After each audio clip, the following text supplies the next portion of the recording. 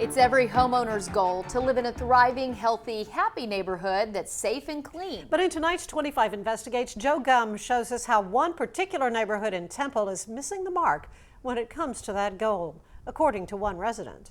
Joe? Yeah, and Lindsay, that resident is not just unhappy with the way some of his neighbors who rent property in the neighborhood bring the value of his home down, but he's also irritated that the code compliance department in Temple isn't responding fast enough to his many requests. I've been here 35 years and I've lived in Temple all my life. A proud Temple homeowner and a resident of the city for 76 years.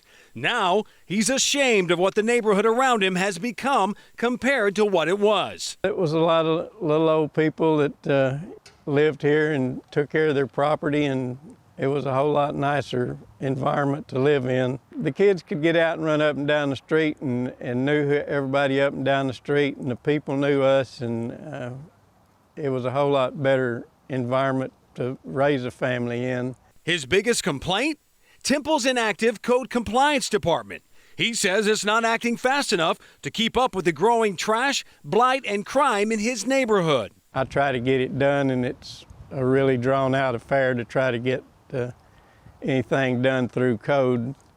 They're reactive, not proactive, is what they've told me. Reactive against residents wanting a nicer looking neighborhood?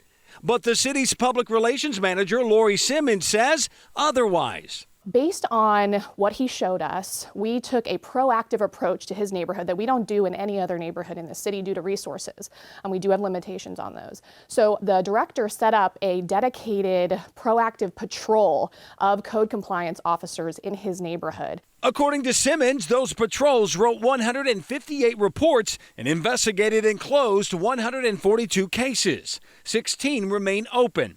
Of course, the biggest misconception is that homeowners believe the Code Compliance Department or Transform Temple can give citations whenever they want.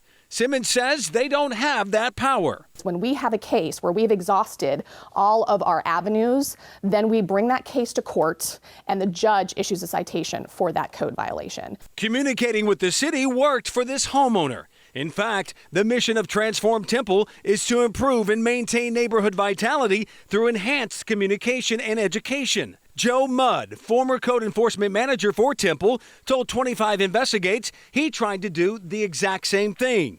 What I was asked to do in the beginning was to clean up Temple, bring some credibility, listen to the customer, to the citizens, and to kind of balance it between the citizens and the city. You know, what we can do, what we can't do, that kind of thing. That included trying to help this same homeowner. Oh, just his street. I mean, from Mr. his alley. I mean, goodness gracious, it was grown up, and it's probably is now. 4 years has passed since Mudd was the code enforcement manager, and this homeowner's neighborhood remains the same. However, Simmons says every situation is unique and different, and we try to attack it. And there are places where issues continue to keep popping up at the same houses, and we acknowledge that. And we ask Mr. and every other resident to continue to let us know when they're seeing these things that are happening, and we'll try to do as what we can based upon our code of ordinances and the tools at our disposal. For now, it seems as if this homeowner, a 24-year employee of the Temple school system and faithful lifelong resident, has two options when it comes to his situation. Continue to monitor his neighborhood to try to improve it, or move. It's been a good house, and I want to be able to stay here, and I really would appreciate being able to keep the neighborhood at a better level than what's being done.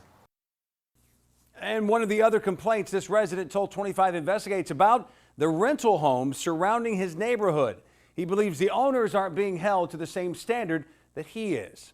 Now, if you want to file a complaint like this homeowner, we've placed the information for Central Texas area code enforcement offices on this story online. In the meantime, here are some tips when filing a complaint or report. Number one, be very descriptive. Number two, make sure you give every detail in explaining your complaint. Number three, if you're emailing, send photos or videos of the complaint you're addressing. Make sure you leave your information and what neighborhood it's in. Make sure you call and email together your complaint, making sure you get the attention of the code enforcement office. But also be patient.